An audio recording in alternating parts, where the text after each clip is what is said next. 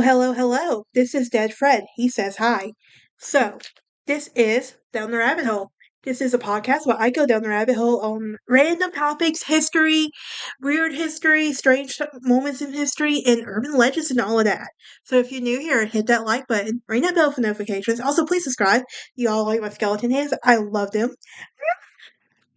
Okay, so as y'all know, I'm not a big urban legend believer. I'm very skeptical when it comes to that. I do believe in ghosts. I have personally seen a ghost and everything, so I do believe in that.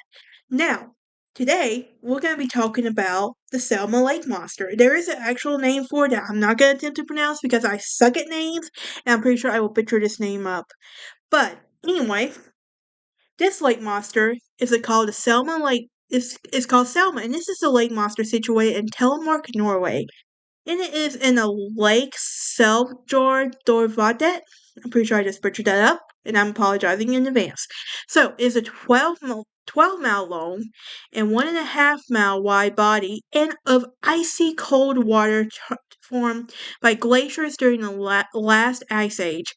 And as far back as the late 1750s reported a large reptilian creature on the lake circulating around the region. Eyewitnesses reports which today can be over 500 describe the creature as dubbed Selma by locals as a 30 to 45 foot serpent-like creatures resembling a large anaconda, and some even have included several humps in the neck.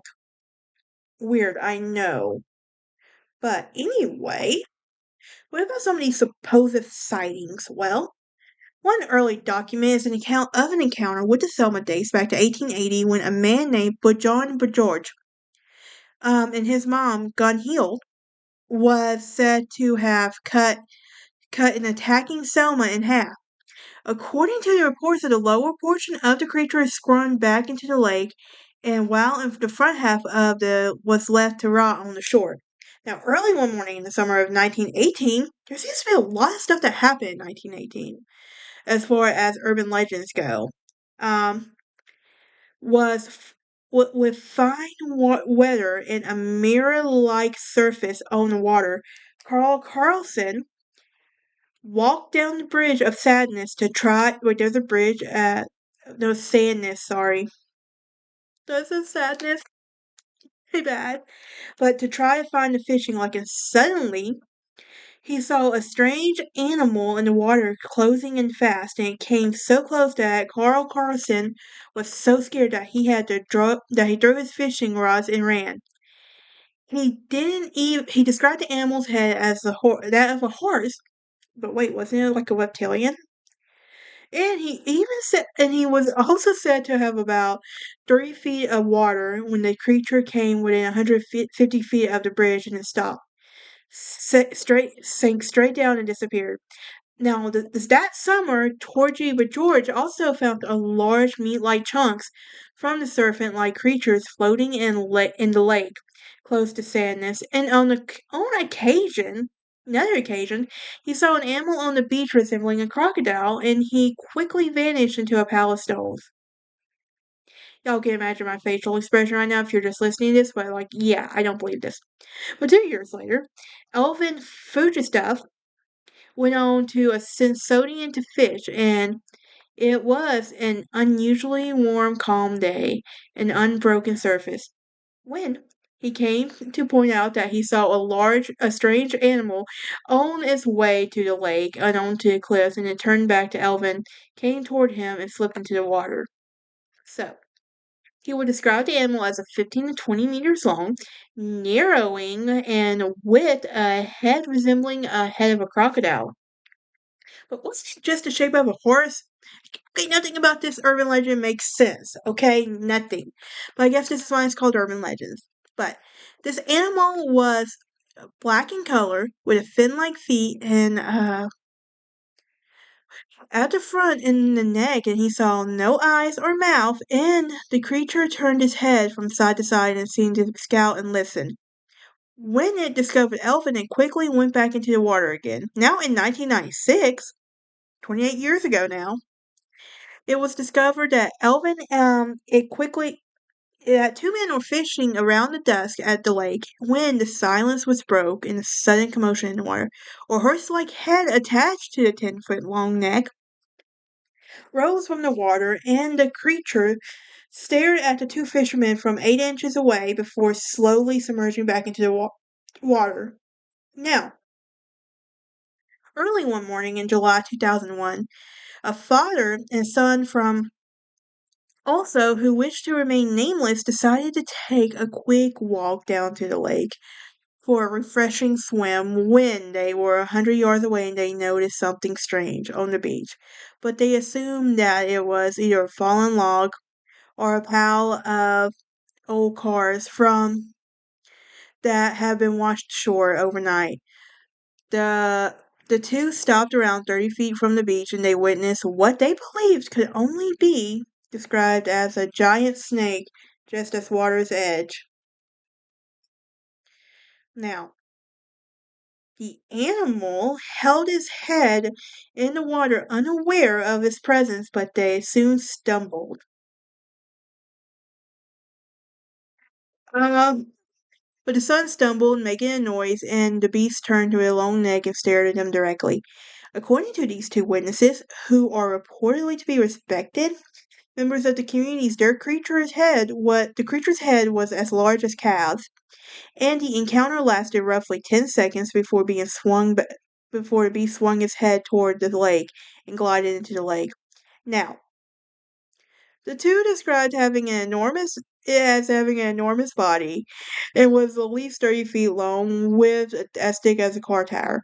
Now, since 1977, Jan Ove Sundberg, president of the founder of Gust, um, has been on the front line of the search for Selma.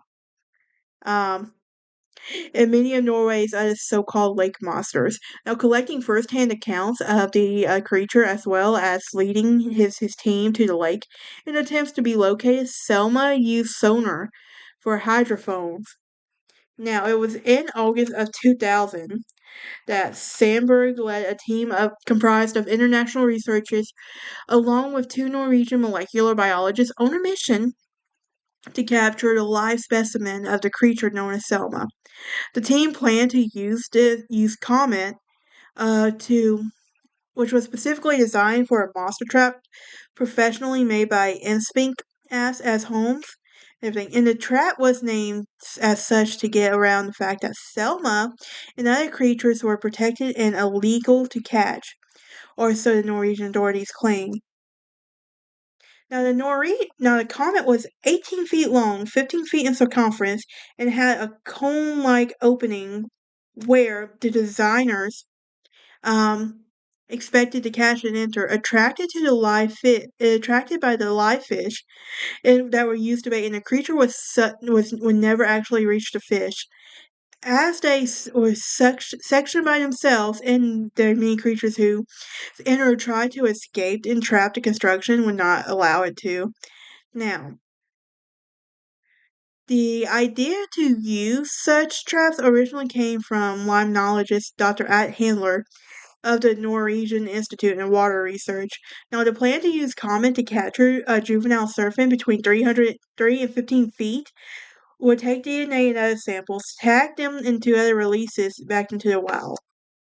So, molecular biologists at a university was standing by and would analyze the data in order to categorize the creature, determine its genus. Unfortunately, the trap came up empty and they were unsuccessful. But they did get some interesting solar readings during this trip. And speculations about this creature is that have a range from catfish, gentle eels, prehistoric relics, and giant anacondas. I don't know why I'm laughing, but I'm having a hard time. Anyway,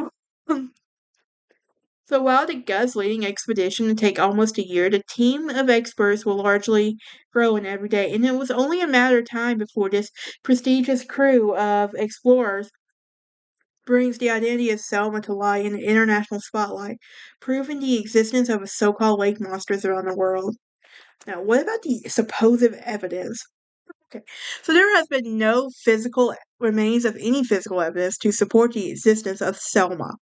and videos and photographers of the creature have been presented by both members of Gust and later residents, which seem to indicate that it has it is largely something to do with yet another lake another unknown living in the lake. So, what about some additional sightings? Well, in 1880, an unnamed woman said to have cut an attacking Selma in half. As well, in 1996, there were two men fishing in the dusk in silence. Oh my god. But like, okay, do y'all believe in this? I have a hard time believing in it. Y'all know this. But there is our Norwegian urban legend. Let me know what y'all think of this creature. Have y'all supposedly had any encounters, or like, do y'all think it exists? But I will see y'all next time. Join me next time as we talk about the strong say beast, and then we'll talk about the public monster and the Dover demon.